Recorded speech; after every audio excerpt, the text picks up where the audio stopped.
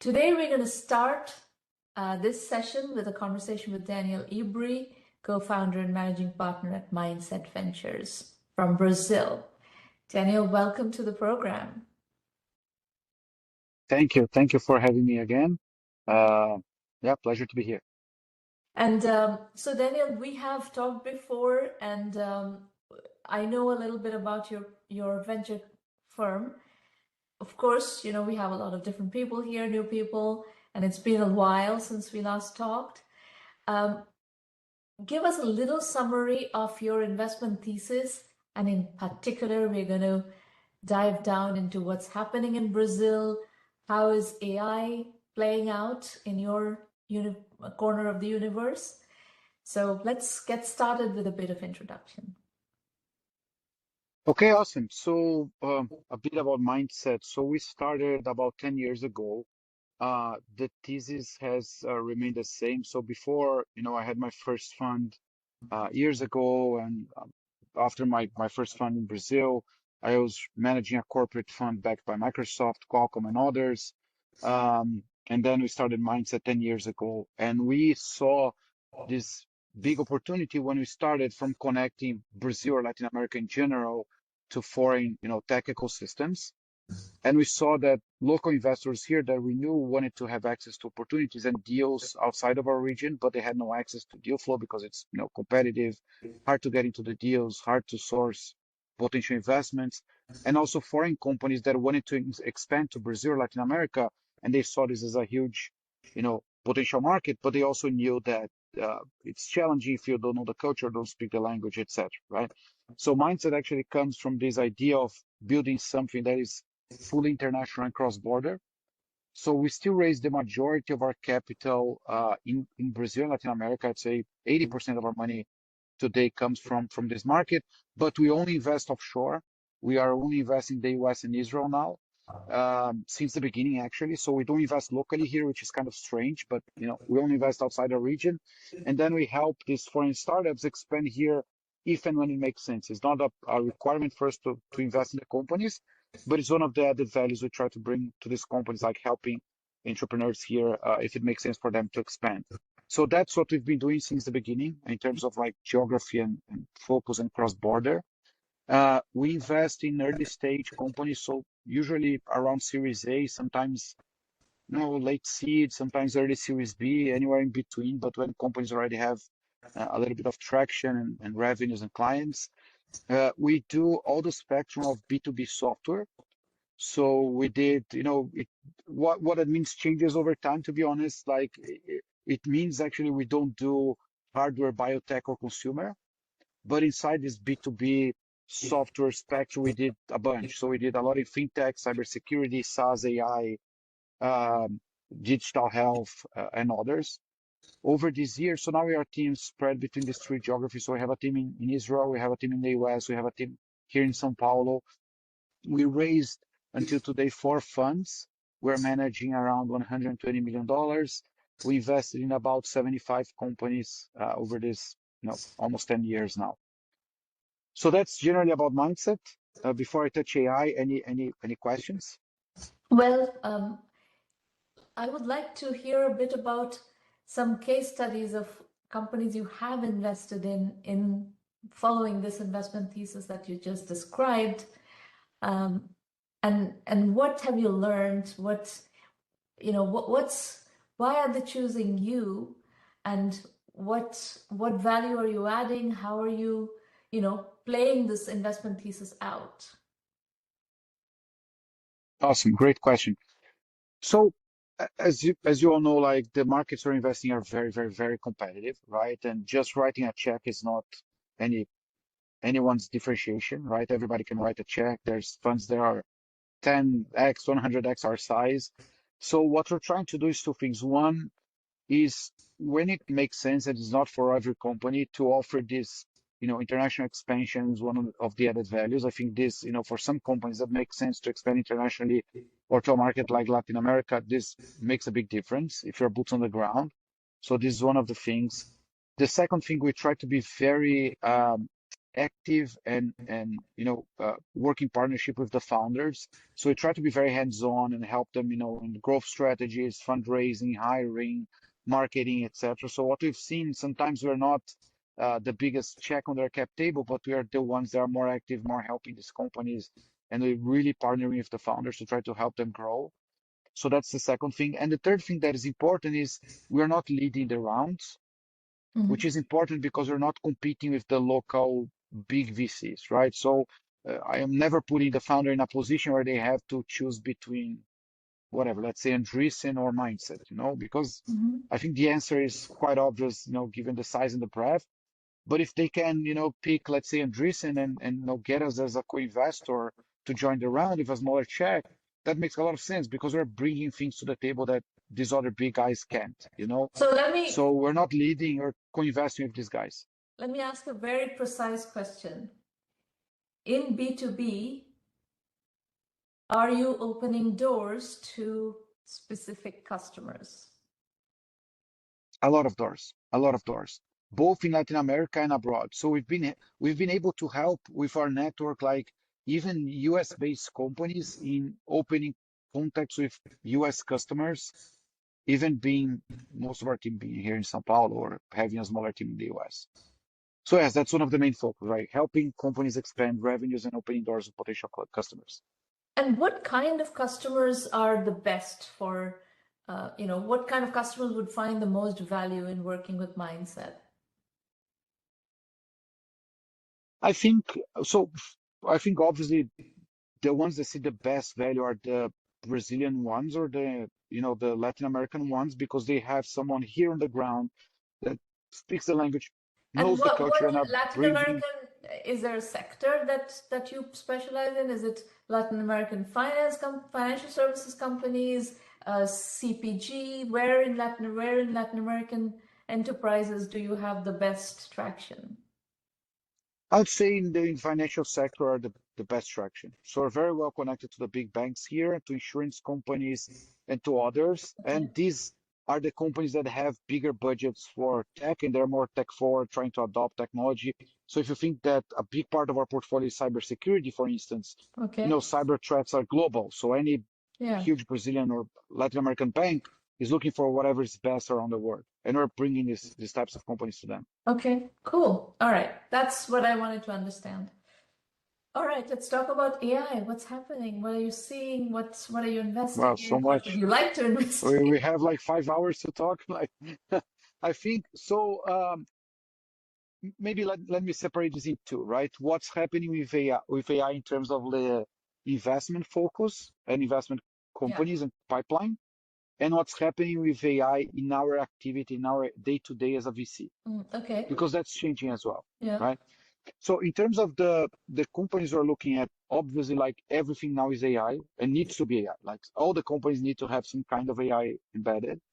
I think the challenge everyone is having is, separating what's real AI or real, you know, tech differentiation and new stuff from, basic AI or wrappers, in the application layer that just wrap around the GPT and, build something, which is very easy to do these days because barriers to entry are so low and cost of developing so low, you can do anything you want by yourself, right? Yes. So I think what I really strongly believe in AI. I think there's a huge opportunity. I think the challenge is, finding what's really differentiated, what really has a technology moat or a go-to-market moat.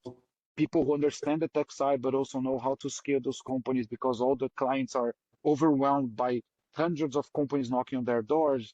So you need to have some differentiation in your sales process or go-to-market process to be able to, you know, uh, uh, gain from the competition that is knocking on the same clients as you are, right?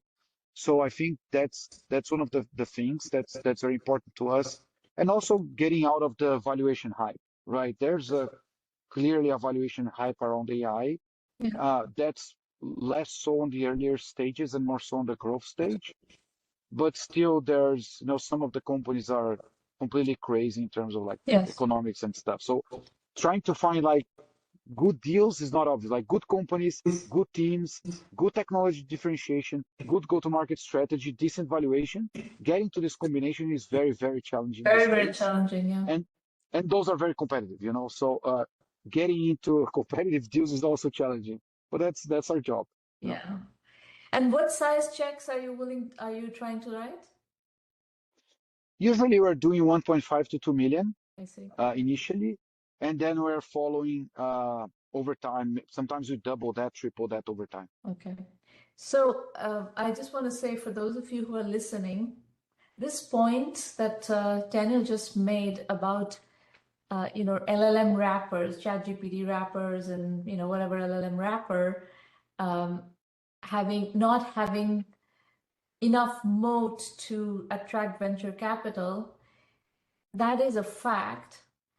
At the same time, please understand that in 1Mby1M, we also support bootstrap fund founders very, very heavily.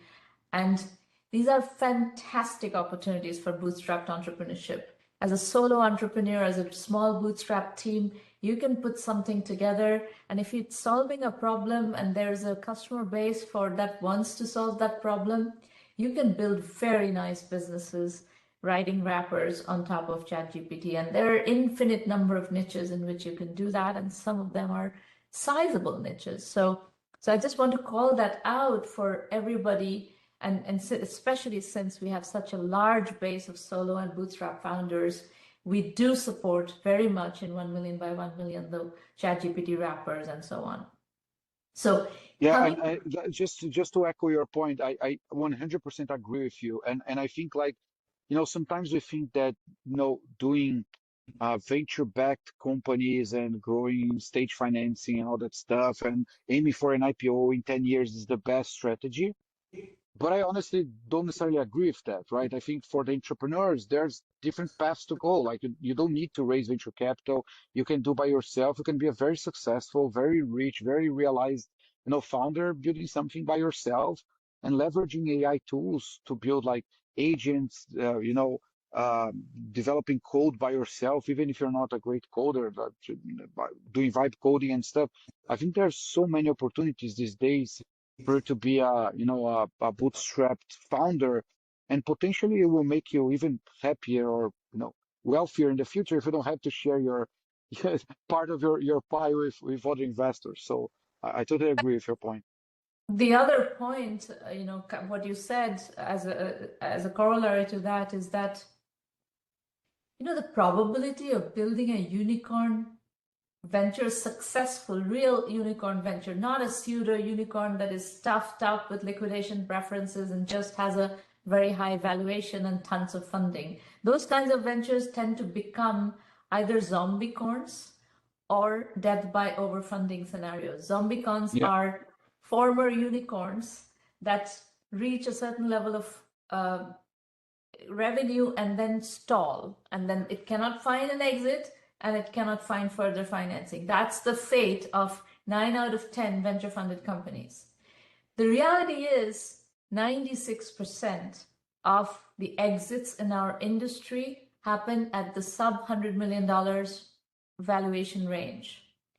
So you're better off building a capital efficient company with an exit price that can make money still at sub $100 million valuation range, which is why the probability of success is much higher for companies that can operate in a capital efficient basis. The ones who go and raise hundreds of millions of dollars, most of them do not succeed.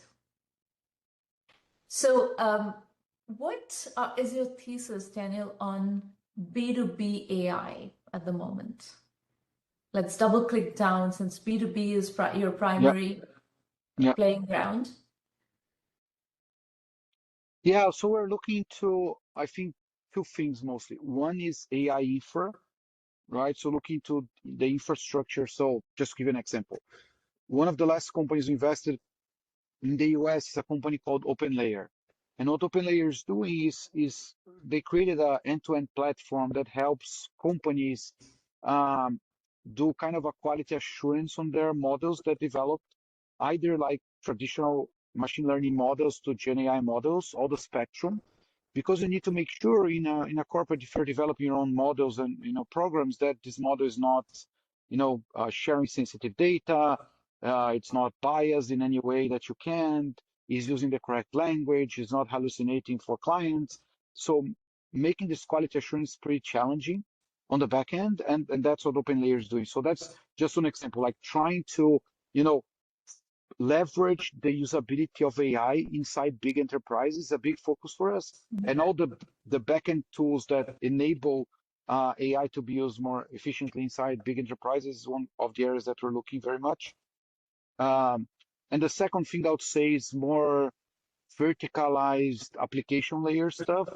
So we're trying to avoid the generalistic, you know, horizontal application stuff. But I think on the verticalized is easier to find a differentiation or a moat, if you will, by having proprietary data, proprietary training on the algorithms, you know, a different use case. Sometimes the founder has a very deep experience and connections in that industry. So he built something that is very specific and that generates some kind of differentiation.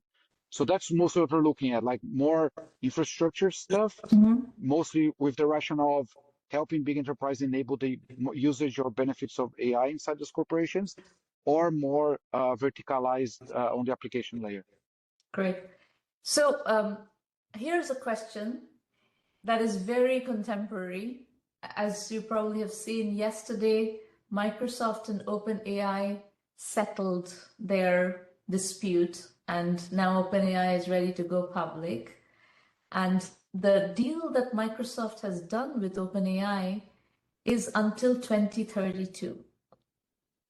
And as I was reading this deal, I concluded that that means that their combined assessment of AGI is 3 to 8 years. So we were operating, until recently, we were operating with a horizon of 3 to 10 years. It looks like they're closer to AGI than that. And probably within the next 8 years, we have probably AGI hitting the market. How do you factor this possibility in your investment thesis? That's a very good question. I spoke to a lot of people about this recently, and I heard things anywhere from we already have AGI, but we're just not seeing it. We don't have AGI Like, yet. how do you, I agree, but just saying what I've heard. To, you know, we'll get to AGI in 5 years, to get to AGI in 10 years. So it's going to be something around that, right? I think what this leads us is like what will be the next frontier and what actually can, you know, create differentiations for these companies, because now barriers to entry in every industry are so low in that terms. Like, you know, it's easier to build. AI cost is, you know, going down exponentially. It's easy to vibe code whatever you want. You can use agents for everything, and now with AGI you have everything, right? So how can you actually build something that is no differentiated enough that can be a leader in a new subsegment? Yeah. I think that's a very challenging question. And I think it probably comes down to the next frontiers of where AI will lead us. This can be either, you know, physical AI, which is something interesting to look at, and robotics and stuff. The second thing that I'm thinking a lot these days is like whenever you have the, you know, AGI or whatever, you know, a scalable, very scalable AI into quantum computers in 5 years from now, where this can lead us in terms of disruption of existing industries and business models, right? To be honest, I have no answer to this, but I'm just, those are things that are Questions you're top of my thinking mind about. that I'm actually thinking about. So you said earlier on that you would like to discuss how venture capital is changing. We have a little bit of time, and I would like to explore that point a little bit as well. You know, there is one point of view that I have heard from a lot of people, and it may be correct in that, you know, even though we are focused very much on vertical AI right now in the venture capital business, everybody who's doing B2B venture capital, vertical AI is part of their investment thesis. Only the very large funds can play the game of the open AIs and the LLMs and so forth, but mostly the venture capital industries strategy of playing AI is either, tools and shovels, or which is infrastructure, or vertical AI. And I would put cybersecurity in infrastructure. So, but there is a chance that AGI will make vertical AI irrelevant. That is one possibility that people are contemplating. The other possibility that is very cumbersome is that if AGI hits in the time frame where all these companies that are getting invested in now or have been raising money in the last couple of years in the Gen AI era, when they are maturing and getting ready for exits, all the exit possibilities disappear from the horizon. So these are, I think, existential threats for the venture capital business. How do you think about that? I agree. And there's another threat that for me is very real. That is like whatever the same thing you're describing, but bringing back to present day. It's like how do you deal with companies? Because imagine companies that we invested, I don't know, 4 or 5 years ago, right? Those are still going well. Companies are growing. Those are tech companies, but those companies were not created based on AI, right? That's And right. they were the Necessarily. disruptors. Yeah, and they were the disruptors of the incumbents. But now you're seeing some new companies being launched, Yeah, kind of solving the same problems with AI in a much more accurate and efficient way that's disrupting the startups who are the disruptors. that's right. So if my portfolio companies don't move fast enough to adopt AI and rebuild themselves, they will be disrupted by new companies coming. That's right. And the exit value of these portfolio companies will be nothing. Like nobody will buy these Zero. companies That's because they right. will be the old companies. They Exactly they right. certainly they started 4 or 5 years ago. They're already old, right? Because they Yep. don't embed AI. So you have an inherent risk of your portfolio. Like how can you rebuild your tech stack and your strategy to adopt this fast enough that you don't get behind new companies that are coming and will be way faster than you and way more efficient. So that's a very interesting, point that we are, thinking about with some of our portfolio companies, And and also thinking about the. sorry, Sorry, just on this point, how are your portfolio companies dealing with it? Are they, I mean, the advantage of people who have customer relationships is that they see the problems, even the problems that can be solved by AI faster because they have customer relationships, they have insights into those customer relationships. And one way to deal with it is put together a little professional services arm that understands AI and start kind of solving those problems and those use cases and then productize those use cases within the context of the of your whatever company you are building. How are agreed, your agreed. companies And doing? and also and also it's like, I think there's people inside the companies, the portfolio companies thinking about how we can adopt AI to make our business more efficient or more differentiated or more appealing to our customers. And again, what you mentioned is crucial. Like you're already inside the customer, you already established the customer relationship, you Yeah. already have their trust. So putting more things to work inside that customer to try to solve the same problem in more efficient ways will probably reduce potential churn and make it more sticky to the customers and not be disrupted by a newcomer. Uh, but I think, most of the companies would like to see people dedicated in thinking like how to better adopt these new AI tools and how to make them more efficient or productive. I Yeah. think that's a very clear challenge, right? Yeah. And the point I was making before about the venture capital business, it's even, I think, simpler than that. Is that, most of our business can be done by AI, right? So all I still think, and I think that there's people that don't agree with that, but I still think that especially in the early stages, there's this people component of people meeting people, feeling other people, working with other people, establishing relationships. That for me is the base of early stage investing, right? More than the technical stuff, etc. So I still The think relationship business. people, yeah, exactly. So I still think people will be very, very important. Having said that, like all the analysis, all the competitive landscapes, all the market sizing, like investment memos, everything can be done by AI these days. That's right. It's not so great yet, and we are trying lots of stuff here.